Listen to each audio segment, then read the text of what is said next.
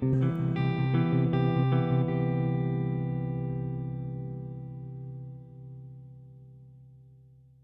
next thing that we focus on in organisational leadership is about direction, about having clarity on what it is you want to achieve and where you're heading to. And we find many organisations, when they're defining their strategy, start with where they are now and what they don't like about it. And we do that in life. You know, there's a great parallel between the way that people work, the way that teams work, and the way that organisations work.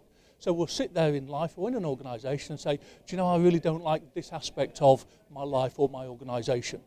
And we use that I don't like this aspect to define what it is we're going to do next, which is an away from decision.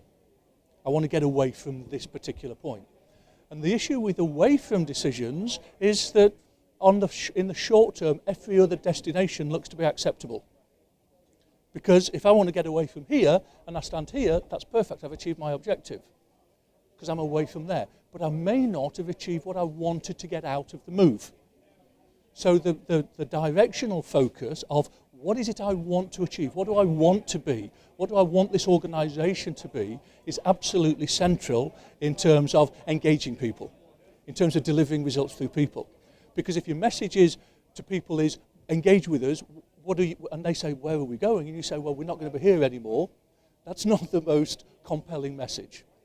If instead we can say, we're going to be in this position here, and we can define that future state with clarity, we can define it with some level of granularity, we can describe it effectively to people, then what we find is that people are much more likely to engage, much more likely to lock in and start to move in that particular direction. Yes?